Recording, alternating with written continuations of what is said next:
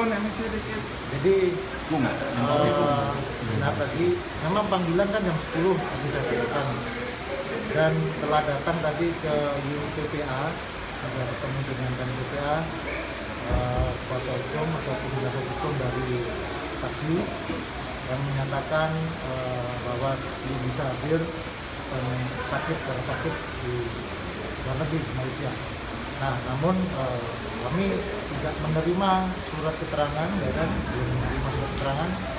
Kami anggap memang ya saat ini belum bisa hadir untuk saksi untuk diminta keterangan. Nah, untuk itu kalau yang pertama beda. Pertama memberikan surat keterangan resmi supaya kita bisa memberikan waktu itu kita yang bersangkutan minta 10 hari, kita berikan toleran lah. Panggilan kedua ngikutin, tapi ternyata juga nggak hadir. Tapi kali ini tidak ada surat keterangan sama sekali, tapi tentunya kita akan merumuskan langkah berikutnya penyidik. Nanti kita melengkapi berkas, penyidik akan diskusi lagi, akan merumuskan langkah apa yang diambil oleh penyidik. Tapi ini ada beberapa hari ini libur juga, ada besok juga kegiatan pengamanan dirasa ya. Jadi mungkin akan kita perhatikan, cari waktu yang tepat untuk mengumumkan hasilnya. Nah, Pak, terkait surat keterangan tadi Bapak mengatakan pada saat pemanggilan pertama yang bersangkutan memberikan surat keterangan. Nah, itu surat keterangannya tidak hadir atau surat keterangan sabit atau seperti apa? Surat keterangan minta ditunda 10 hari. Minta ditunda 10 hari itu jelas ada keterangan tertulisnya untuk mengadopsi, untuk kita akomodir permintaannya, kita terbitkan panggilan itu hari ini. Nah, itu pun masih lebih sebenarnya lewat dari 10 hari. Nah, sebab itu ketika yang kedua ini tidak ada surat keterangan, tapi yang dari penasihat hukum datang mengamankan bahwa kita terima baik, kita percaya, anggaplah memang yang bersangkutan belum bisa hadir karena sakit, kita berusaha mencoba mencari formula berikutnya, langkah penyidik seperti apa. Tentunya langkahnya tidak akan jauh, tidak akan lama-lama. Ingat loh, ini masalah anak bawah umur, jangan sampai lama-lama, berlarut. Tetap harus kita putuskan bagaimana juga, kasihan, ya kan? Juga yang bersangkutan ataupun anak ini jangan sampai menjadi korban lagi di kemudian hari.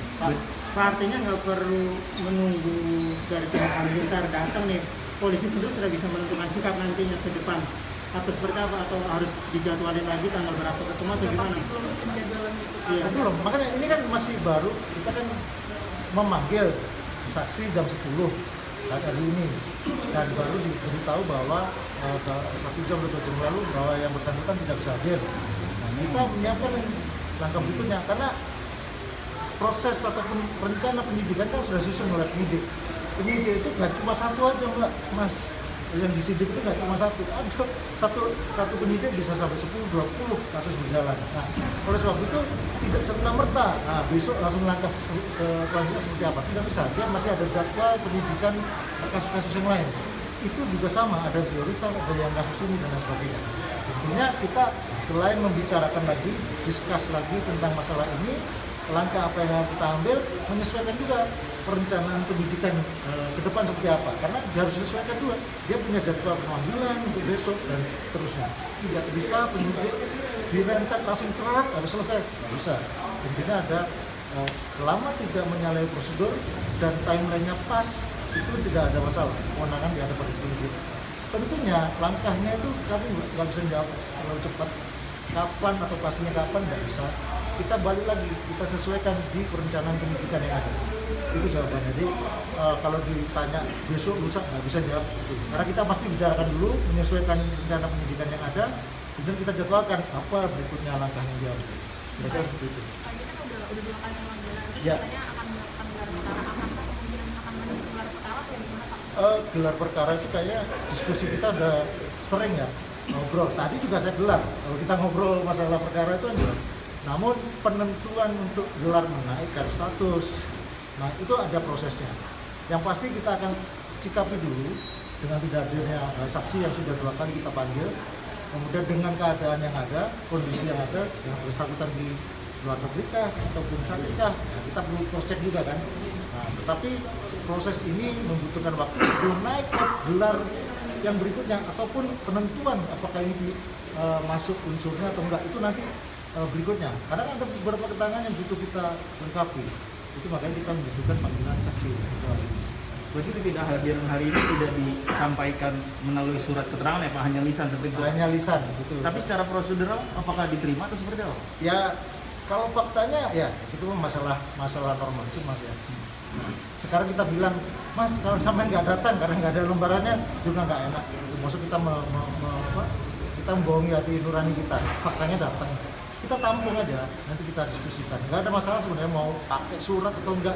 Memang zaman kayak SD dulu pakai surat keterangan sakit nggak juga. Namun sebagai seorang nasihat hukum dia sudah mewakili yang dikuasakan. Jadi menurut kami bisa saja. Yang penting bisa dipertanggungjawabkan. Cukup kan? Pak, ini kan alasan satu ini kan udah dari pemanggilan pertama. Mungkin sekarang pihak dari apa namanya Ahmad Bintang baru akan memenuhi surat panggilannya besok, tuh mungkin nggak ada masalah. Nggak ada masalah. Kalau itu lebih bagus lagi. Sekarang seumpama nih setelah mendengar rilis hari ini, saat ini kemudian besok kalau ada gitu pun, makasih kita nggak ada masalah.